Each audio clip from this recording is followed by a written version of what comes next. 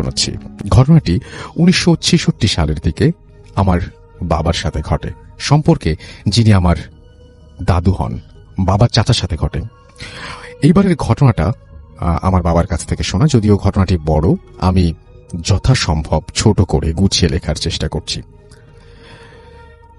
বেশ আগের কথা। আমার দাদুর নাম ছিল মাকসুদ শেখ। পেশায় তিনি একজন কবিরাজ ছিলেন, যুবক বয়সী, ভীষণ সাহসী, গানও গাইতে পারতেন বেশ। গ্রামের গানের আসর প্রতি বছরই তিনি সেখানে গান গাইতেন। সবুজ গ্রাম, মাঠের শেষ প্রান্তে ছিল দাদুর বাড়ি। একদিন কিছু লোক খুব তাড়াহুড়া করে একটা মেয়েকে দাদুর বাড়িতে নিয়ে আসে চিকিৎসার জন্য। দাদু বাড়িতে ছিলেন না। মেয়েটির আচরণ ছিল অস্বাভাবিক। আশেপাশের লোকজন বাড়িতে জড়ো হয়ে যায় মেয়েটিকে দেখতে। দাদুকে ডাকা হলো। তিনি বাড়ি থেকে লোক সমাগম কমিয়ে দিলেন এবং মেয়েটির চিকিৎসা শুরু করলেন। কিন্তু মেয়েটার সেই বিভৎস আচরণ, মুখ থেকে জিহ্বা এক হাতের মতো বেরিয়ে বারবার মাটি স্পর্শ করছিল, রক্ত লোলুপ দুটো চোখ, নিজের চুল নিজ হাতেই ছেঁড়া, এগুলো যেন দাদুকে একদমই আটকাতে পারছিল না। অবশেষে তিনি পারেন, যেটা ছিল সাময়িক একটা চিকিৎসা মাত্র, মেয়েটিকে তেল পড়া, পানি পড়া ইত্যাদি দিয়ে তার পরিবারকে বলে দেন পরের সপ্তাহে আবার নিয়ে আসতে। দাদুর দিনগুলো অন্য কয়েকটি দিনের মতোই কাটছিল। হঠাৎ একদিন রাতে তিনি একটা স্বপ্ন দেখেন। স্বপ্নে তার সামনে বিভৎস, কুৎসিত, বিকৃত চেহারার মাঝবয়সী এক নারী অবয়ব উপস্থিত হয় এবং বলে, আমাকে ওর থেকে আলাদা করিস না, এতে তোর অমঙ্গল হবে। ঘুম ভেঙে যায় দাদুর এবং বিষয়টা সাধারণভাবে নিয়ে উড়িয়ে দেন। ঠিক তার পরদিন রাতে আমার দাদি একটি স্বপ্ন দেখেন, যেখানে একটি বিকৃত নারী অবয়ব উপস্থিত হয়ে আমার দাদিকে বলে যায়, তোর স্বামীকে বলে দিস আমাকে ওর থেকে আলাদা না করতে। সকালে বিষয়টা দাদুর সঙ্গে শেয়ার করে এবং তিনি দাদিকে বলেন, ওটা কোনো ব্যাপার না, ঘুম ভালো হয়নি তোমার, এজন্য এমনটা দেখছো। তিনি দাদিকে কিছু নিয়ম কানুন বলে দেন এবং ঘুমানোর আগে তাকে এগুলো পালন করতে বলে দেন। দিনকাল ভালোই চলছিল। 7 দিন পরে সেই মেয়েটিকে দাদুর কাছে আনা হয়। মেয়েটির অবস্থা বেশ বাজে ছিল। আমার দাদু তা ভালোভাবে বুঝতে পারলেন। তার কবিরাজি দক্ষতার ব্যবহার করে তিনি দেখলেন মেয়েটির সঙ্গে একটা জিন আছে, যেটা ছিল একটা মহিলা জিন। ডিয়ার লিসেনার, আজকের এই ঘটনাগুলো কতটা ভয়ঙ্কর হতে যাচ্ছে তা আপনারা ঘটনাগুলো শুনলেই বুঝতে পারবেন। আজকে কিন্তু আমি আপনাদের জন্য বাছাই করা ইমেল এপিসোড এবং ভয়ঙ্কর সত্য ঘটনাগুলো আপনাদের সামনে তুলে ধরলাম। লিসেনার্স, আজকের ঘটনাগুলো খুবই স্পেশাল। আমি কেন স্পেশাল বলছি, আজকের ঘটনাগুলো কিন্তু সবগুলো বাছাই করা, তাই আমি বলবো প্রত্যেকটা ঘটনা আপনাদের অসংখ্য ভালো লাগবে, অনেক ভালো লাগবে। চলুন আমরা দেরি না করে ঘটনা থেকে লাইক দিয়ে সম্পূর্ণ স্পেশাল ঘটনাগুলো শুনে আসি। চলুন চলে যাই ঘটনাতে। বিদায় করলেন তিনি, এবং কে জানতো যে বিদায় করা ওই জিনটি আমার দাদুর সংসার জীবন এক সময় কাল করে দিবে, কাল হয়ে আসবে। আমার দাদি ছিলেন গর্ভবতী। কোনো একটা কারণে আমার দাদি একদিন রাতে বাইরে আসলেন, হাতে হ্যারিকেনের আবছা আলো। সে আলোয় তিনি উঠোনের পাশে থাকা সজনে গাছের নিচে কিছু একটা দেখতে পেলেন।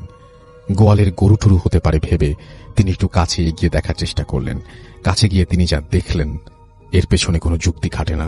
তিনি দেখলেন সজনে গাছের নিচে বসে আছে তার রাতের স্বপ্ন দেখা সেই বিভৎস নারীর অবয়বটি, যার গলায় ছিল লাল লাল গোল ছোপ, রক্তের মতো চোখ, এক দৃষ্টিতে তাকিয়ে আছে দাদির দিকে। এই দৃশ্য দেখে দাদি আর নিজেকে ঠিক রাখতে পারলেন না। চিৎকার দিয়ে জ্ঞান হারান তিনি। জ্ঞান ফিরলে তার সাথে ঘটে যাওয়া সবকিছু তিনি খুলে বলেন। পরদিন দাদু তার বাড়ি বন্ধ করে দেন। এরপর বেশ কিছুদিন তেমন কিছু আর হয়নি। একদিন রাতে দাদি পেটে খুব ব্যথা অনুভব করেন। প্রথমবারের মতন বাচ্চা প্রসব করেন তিনি। দাইমা বাচ্চা হাতে নিয়ে নিজেই অবাক। বাচ্চাটি ছিল মৃত এবং তার গলায় ছিল লাল লাল ছোপ, চোখ দুটো ছিল রক্তের মতো লাল, যেন দাদির সেই রাতে সজনে গাছের নিচে দেখা সেই নারীর অবয়বের একটি মূর্তি। পরিবারের শোকের ছাপ, তাড়াতাড়ি দাফন কার্য শেষ করা হয় বাচ্চাটার। এই মর্মান্তিক ঘটনার পর 2-3 মাস সবকিছু স্বাভাবিক ছিল। একদিন পাশের গ্রামের একটা পালা গানের মঞ্চে ডাক পান দাদু। সময় মতো সেখানে উপস্থিত হন। অনুষ্ঠান শেষ করে মাঝরাতের দিকে বাড়ির উদ্দেশ্যে রওনা করলেন। কে জানতো ওই রাতে আশাতীত একটা ভয়ঙ্কর ঘটনা ঘটে যাবে তার সাথে। বাড়ি ফেরার পথ ছিল একটা নদী। নদীর রাস্তা ধরে ওই রাতে খেয়াঘাটে পৌঁছালেন দাদু। একটা মাত্রই ডিঙি ঘাটে ছিল। নদী পার হলেন তিনি। নদীর অদূরে ছিল একটা শ্মশান ঘাট, যেটার সামনে থেকেই বাড়ি আসতে হতো। শ্মশান ঘাট পার হলেন। ঘুটঘুটে অন্ধকার, নিস্তব্ধতা বিরাজ করছিল চারিদিকে। হাতে 3 ব্যাটারির একটা টর্চ নিয়ে এগিয়ে যাচ্ছিলেন। হঠাৎ তিনি নাকে খুব বাজে একটা গন্ধ পেলেন এবং অনুভব করলেন তার পেছনে কেউ একজন আছে। হতে পারে গ্রামের অন্য কেউ। এটা ভেবে টর্চটা ঘুরিয়ে মারেন, কিন্তু কিছুই দেখতে পান না। তার মনের মধ্যে একটা কামড় দিয়ে উঠল। জলদি দোয়া পড়ে নিজের শরীরটা বন্ধ করে নেন এবং আবার বাড়ির পথে যাত্রা শুরু করেন। কিন্তু তার মধ্যে একটা অস্বস্তি কাজ করেই যাচ্ছিল। মাঠের শেষে ছিল কাঁঠালতলার সেই বিরাট বাগান। দিনের বেলা একা সেখানে কেউ যায় না, আর রাতের বেলা ওখান দিয়ে আসা রীতিমতো অসম্ভব। দাদুর চলাচল ছিল ওই রাস্তা দিয়ে, তবুও ওই রাতে ওখান দিয়ে যেতে হবে এটা ভেবে নিজে নিজে একটু ঘাবড়ে যাচ্ছিলেন। কি আর করার, রাত্রি অনেক হয়েছে। অল্প সময়ে বাড়ি যেতে হলে সেই রাস্তাই ধরতে হবে। তাই বেশি কিছু না ভেবে ওই রাস্তা দিয়ে বাড়ির পথে যাত্রা শুরু করলেন। বেশ কিছু দূর এগিয়ে যাবার পর তার নাকে তিনি গন্ধটা পেলেন। গন্ধটা স্বাভাবিক থেকে তীব্রতর হতে লাগলো। তিনি নিজেকে বোঝাতে চাইলেন, না, এটা এমন কিছু না, কিন্তু ভয় তাকে জাপটে ধরেছিল চারিদিক থেকে। পেছন থেকে এবার অদ্ভুত কিছু আওয়াজ তার কানে আসলো। তিনি পেছনে একবারও তাকাননি, তাই টর্চ হাতে সোজা এগিয়ে যান। হঠাৎ তার মনে হলো শুকনো পাতার ওপর দিয়ে কেউ হাঁটলে যেমন মরমর আওয়াজ হয়, এমন আওয়াজ করে কেউ একজন তার পাশে হাঁটছে। মনের অজান্তে পাশের ভয়ঙ্কর বাগানের দিকে তার টর্চের আলো চলে যায়। টর্চের আলোয় তিনি যা দেখতে পান তা হয়তো সেটাই তার জন্য ওই রাতে অপেক্ষা করছিল। হালকা আলোতে তিনি দেখতে পেলেন পাশের একটা কবরের মাটি ভেঙে কি যেন একটা বের হয়ে আসছে। শিয়াল টিয়াল হবে হয়তো, এটা ভেবে নিলেন তিনি, কিন্তু না, ওটা আর কিছুই ছিল না। ওটা ছিল দাদুর স্বপ্নে দেখা সেই বিভৎস নারীর অবয়বটি। দাদু বুঝতে বাকি রইল না আজ খুব খারাপ কিছু ঘটতে চলেছে তার সাথে। হঠাৎ করে লাইটটা হাত থেকে পড়ে বন্ধ হয়ে যায়। ভয় একদম গ্রাস করে ফেলে তাকে। কি করবেন ভেবে পাচ্ছিলেন না। ঘুটঘুটে অন্ধকারের মাঝে নিজেকে অসহায় মনে হলো। এইবার সেই নারী অবয়বটি বলতে থাকলো, তোকে বলেছিলাম আমাকে ওর থেকে আলাদা করিস না। কণ্ঠটি হালকা থেকে প্রখর হতে লাগলো, যেন ওটা কাছে এগিয়ে আসছিল। এবং তাই হলো যেটা দাদু অনুমান করছিলেন। পেছন থেকে জাপটে ধরে দাদুকে অবয়বটি। অনেক চেষ্টা করেও নিজেকে ছাড়াতে পারছিলেন না। আল্লাহকে বারবার স্মরণ করছিলেন এবং নিজেকে অবয়বের হাত থেকে আলাদা করার চেষ্টা করছিলেন, কিন্তু না, কিছুতেই কিছু হচ্ছিল না। বারবার ওনার পিঠের ওপর চাপ সৃষ্টি করছিল অবয়বটি। এই বুঝি তার দেহ থেকে প্রাণটা বেরিয়ে যায়। নিস্তেজ হয়ে যান তিনি। বাঁচার শেষ চেষ্টাটা করবেন এটা ভেবে আল্লাহু আকবার বলে জোরে ঝাঁকি দিয়ে নিজেকে ছাড়ানোর চেষ্টা করেন, কিন্তু মুহূর্তের জন্য নিজেকে হালকা মনে হলো। শরীরের ওপর বোঝাটা বোধহয় আর নেই। দৌড় শুরু করলেন তিনি। কোন দিক দিয়ে দৌড়াচ্ছেন জানেন না, কতটা সময় নিয়ে দৌড়াচ্ছেন তাও মনে নেই। মনে আছে জ্ঞান হারানোর আগে উনি সামনে হালকা আলো দেখতে পেয়েছিলেন। পরের দিন নিজেকে নিজের বিছানায় আবিষ্কার করলেন। তার পাশে অনেক লোকজন, তাই তার দিকে সবাই তাকিয়ে আছে। রাতের ঘটনাটা খুলে বললেন তিনি। প্রাণে বাঁচলেও নিজের কোমরের বল হারান তিনি। শরীরের বিভিন্ন স্থানে ক্ষতের সৃষ্টি হয়। পরে এলাকার এক স্বনামধন্য কবিরাজের কাছে দাদুকে নিয়ে গেলে তিনি বলেন, মেয়েটির কাছ থেকে ওই জিনটি আলাদা করার জন্য এত কিছু ঘটেছে। এমনকি আমার দাদির সন্তান নষ্ট হওয়া ওই জিনটিই দায়ী। পরের ওই কবিরাজ সেই বিভৎস নারী জিনটিকে আটকান এবং তাকে একটি বোতলে ভরে ভৈরব নদীর পানিতে ফেলে দেন। এরপর অনেক বছর জীবিত ছিলেন দাদু। জীবনে চলার পথে আর কখনো সোজা হয়ে দাঁড়াতে পারেননি। কোমরের ওপরের অংশ বাঁকা হয়েছিল তার। মাথার নিচের দিকে ঝুঁকে লাঠি ভর করে হাঁটতে হতো তাকে। এরপর তিনি অনেক বছর জীবিত ছিলেন। 4 সন্তানের বাবাও হয়েছিলেন। তার সাথে তার পরিবারের সাথে এমন আর কখনো হয়নি। এই ছিল ঘটনা। ধন্যবাদ আমার ঘটনাটি পড়ে শোনাবার জন্য। ধন্যবাদ সকল শ্রোতাদের ধৈর্য ধারণ করে ঘটনাটি শোনার জন্য। ভূত এফএম দীর্ঘজীবী হোক। এরপর তিনি তার নাম এবং ঠিকানা দিয়েছেন। থ্যাংক ইউ ভেরি মাচ এবং চমৎকার একটা ঘটনা আমাদেরকে উপহার দেওয়ার জন্য। হ্যালো রাসেল ভাই, আশা করি আপনি অনেক অনেক ভালো আছেন। আমার নাম নঈম হোসেন, মেহেন্দিগঞ্জ, বরিশাল থেকে লিখছি। বেশি কথা না বলে সরাসরি ঘটনায় চলে যাই। ঘটনাটি আমার মায়ের মুখ থেকে শোনা। মা যেভাবে বলেছেন সেইভাবে উল্লেখ করছি।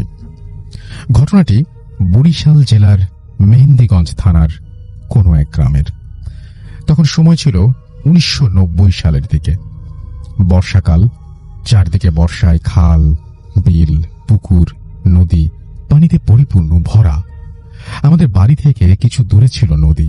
আমাদের পাশের বাড়ির একটি ছেলে, নাম রনি, বয়স 15 থেকে কম বেশি হবে। রনি ওর মার কাছ থেকে দুপুরের সময় ভাত চায়। তার মা তাকে বলে, তুই নদী থেকে গোসল করে আয়, আমি ভাত দিচ্ছি। রনি গোসল করার জন্য লুঙ্গি নিয়ে যায়। তার মা খেয়াল করলো অনেক সময় হয়ে গেল, রনি এখনো বাড়িতে ফিরছে না। তার মা ভেবেছিল হয়তো বন্ধুদের সাথে কোথাও গিয়েছে। এভাবে সন্ধ্যা হয়ে গেল। তখন মা তাকে খুঁজতে খুঁজতে নদীর দিকে গেলেন। যেতে যেতে নদীর ঘাট পর্যন্ত গেলেন। তখন তার মা দেখলেন যে ঘাটের পাশে রনির লুঙ্গি আর জুতা। রনিকে কোথাও দেখা যাচ্ছে না। আশেপাশে তেমন লোকজন ছিল না। দুই একজনের কাছ থেকে জানতে পারলেন তারা ওকে গোসল করতে দেখেছে, কিন্তু আর কিছু বলতে পারে না।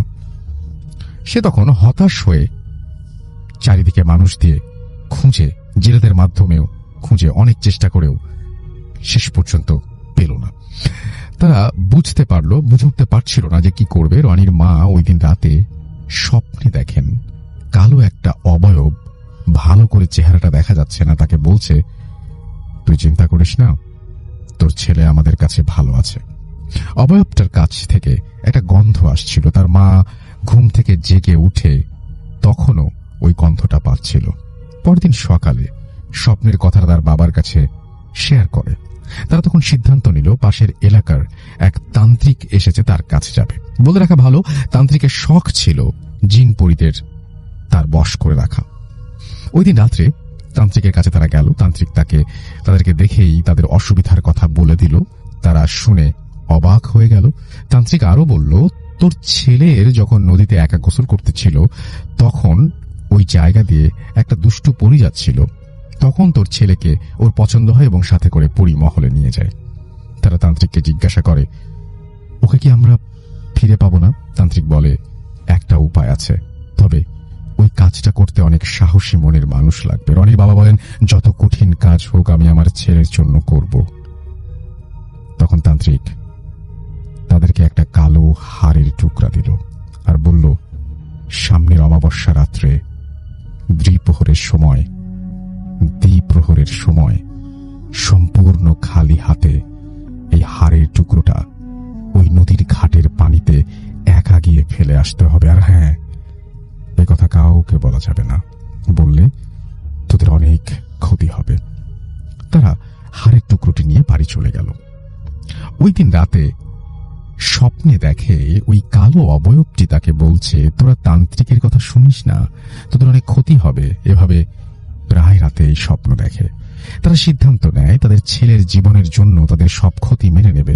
কিছুদিন পর অমাবস্যা চলে এলো। যথাসময়ে রাত্রি দ্বিপ্রহরে সময় রনির বাবা সম্পূর্ণ একা শুধুমাত্র ওই হাড়টি নিয়ে চলে গেল। বাগানের মধ্য দিয়ে সরু রাস্তা, কোনো লোকজন নেই, চারিদিকে নিস্তব্ধ। হাঁটার সময় পায়ের নিচের পাতা খসখস শব্দগুলো কানে এসে লাগে। মাঝে মাঝে দুই একটা পেঁচার ডাক শোনা যায়। চারিদিকে কালো আঁধার ছাড়া আর কিছুই দেখা যায় না। কিছুটা সময় হাঁটার পরে সামনে একটা বাঁশ ঝাড় পড়ে। আবছা আলোতে দেখলো একটা বাঁশ ঝাড় থেকে রাস্তার ওপর আড়াআড়ি ভাবে পড়ে আছে। বাতাস বৃষ্টি কিছু নেই। বাঁশটা কেন যেন পড়ে আছে এই কথা ভেবে আর বাঁশটার উপর দেশে চলে যায়। হঠাৎ একটা শব্দ হয়। তিনি ভাবেন হয়তো আরো একটা বাঁশ পড়েছে। এইভাবে পেছনে তাকান। তিনি অবাক হয়ে যান, দেখেন রাস্তার ওপরে পড়ে থাকা বাঁশটি সোজাভাবে দাঁড়িয়ে আছে। মনে হলো কিছু একটা বাঁশটাকে টেনে ধরে রেখেছে। ছেড়ে দেওয়ার সঙ্গে সঙ্গে সোজা হয়ে গেল। তিনি প্রচন্ড ভয় পান এবং তাড়াতাড়ি করে সোজা হাঁটতে থাকেন নদীর দিকে। নদীর ঠিক কাছে আসতেই হঠাৎ প্রচন্ড শব্দ, ঝড় বাতাস শুরু হয়ে যায়। তার শরীর শিউরে ওঠে। আকাশে কোনো মেঘ নেই, বৃষ্টি নেই, মনে হচ্ছে এখনই বাতাসে উড়িয়ে নিয়ে যাবে। অনেক কষ্ট করে তিনি নদীর ঘাটে পৌঁছান এবং ওই হাড়ের টুকরোটি নদীর পানিতে ছুঁড়ে মারেন। সঙ্গে সঙ্গে একটা বিকট চিৎকার শুনতে পান। মনে হলো প্রচন্ড আঘাত করলে মানুষ যেরকম চিৎকার করে সেই রকম। সাথে সাথে ঝড় বাতাস সব থেমে গেল। ভয়ে ভয়ে তিনি ওইখান থেকে দ্রুত চলে আসেন। আসার সময় কোনো সমস্যা হয়নি। পরদিন সকালে খুব ভোরে, চারদিকে তখনও হালকা আধার, তারা দুজনে নদীর ঘাটে যান এবং তারা দেখেন সেটা দেখার জন্য তারা মোটেও প্রস্তুত ছিলেন না। ঘাটের সামনে পানিতে রনি আধা ডোবা অবস্থায় ভেসে আছে। নাক মুখ দিয়ে টাটকা রক্ত ঝরছে, রক্তে পানি লাল হয়ে গেছে। ওর মা তখনই চিৎকার দিয়ে অজ্ঞান হয়ে পড়ে যান। তাদের চিৎকারে আরো মানুষ চলে আসে। সকলে মিলে লাশটাকে ওপরে তোলেন। তারা দেখলেন লাশটার গলার ওপরে নখের আঁচড়ের দাগ, ঘাটটা সম্পূর্ণ ভাঙা, কাঁধের ওপরে ঝুলে আছে। দেখে মনে হয় এই মাত্র ঘাটটি মুচড়িয়ে ভাঙা হয়েছে। চেহারাটা বিভৎস কালো হয়ে গেছে। হঠাৎ কেউ দেখলে ভয়ে হাত খেয়ে উঠবে। ততক্ষণে চারিদিক ফর্সা হয়ে গেছে। আরো মানুষ ভিড় জমায়। তারপর লাশটা যথারীতি কবর দেয়া হলো। গ্রামের মানুষের মধ্যে একটা ভয়ের ছাপ পাওয়া যায়। তার মা বাবা আবার ওই তান্ত্রিকের কাছে যায়, কিন্তু তান্ত্রিককে তারা আর খুঁজে পায় না। তারা কি করবে কিছু বুঝতে না পেরে বড় একটা হুজুরের কাছে যান এবং হুজুরকে সকল কথা খুলে বলেন। হুজুর তাদেরকে বলেন, ওই তান্ত্রিক আপনাদের বিপদের সুযোগে আপনাদের ব্যবহার করে ব্ল্যাক ম্যাজিক বা কালো জাদু করেছে। পরীদেরকে তার বশে আনার জন্য, তার শক্তি বৃদ্ধি করার জন্য তান্ত্রিক এই কাজ করেছে। আপনাদেরকে স্বপ্নের মাধ্যমে পরীরা সতর্ক করার পরেও আপনারা এই কাজটি করেছেন। তাই পরীরা রাগান্বিত হয়ে আপনার ছেলেকে মেরে ফেলেছে। হাড়ের টুকরোটি ফেলার সময় আপনি যে চিৎকার শুনতে পেয়েছিলেন তা আপনার ছেলের চিৎকার। হয়তো আপনারা আপনার ছেলেকে কখনো ফিরে পেতেন না, কিন্তু আপনার ছেলে ওই জায়গায় এই পরিণতির চাইতে ভালো থাকত। এই ঘটনা শোনার পর গ্রামের সব মানুষের মধ্যে আরো আতঙ্কের সৃষ্টি হয়। সন্ধ্যার আগে সবাই যার যার বাড়িতে চলে আসেন। তারপর থেকে প্রতি অমাবস্যা রাত্রে জেলেরা মাছ ধরার সময় রনিকে ওই নদীর ঘাটে গোসল করতে দেখে। এখন আর ওই গ্রামটা নেই, নদীতে ভেঙে গেছে। সম্পূর্ণ সত্যি একটি ঘটনা। বিশ্বাস করা বা না করাটা আপনাদের ব্যাপার। জানি না কতটুকু গুছিয়ে লিখতে পেরেছি, ভুল হলে ক্ষমা করবেন। এটা আমার ভূত এফএমে পাঠানো প্রথম ঘটনা। ঘটনাটি পড়ে শোনাবার জন্য ধন্যবাদ। ভালো থাকবেন সবাই। আসসালামু আলাইকুম। আমি এখন যেটা করব সেটা হচ্ছে আজকের যে ঘটনাটি সেটি আমি শোনাচ্ছি। আসসালামু আলাইকুম, আশা করছি ভালো আছেন। আমিও ভালো আছি। তবে আমাদের এই জগতে এমন কিছু ঘটনা ঘটে যায় যা সব সময় আমাদের সবাইকে ভালো থাকতে দেয় না। আজ আমার জীবনের তেমনই একটি ঘটনা আমি লিখে পাঠাচ্ছি এবং ভালো লাগলে পড়ে শোনাবেন। আমার স্ত্রী একজন মিডওয়াইফ, তার পোস্টিং মুন্সিগঞ্জ জেলায় কোন একটি উপজেলা স্বাস্থ্য কমপ্লেক্সে। আমি সিলেটে থাকি, পেশায় একজন কম্পিউটার গ্রাফিক্স ডিজাইনার। যখন আমার স্ত্রীর নতুন পোস্টিং হয় তখন আমাদের একমাত্র ছেলে, তার বয়স ছিল 3 মাস।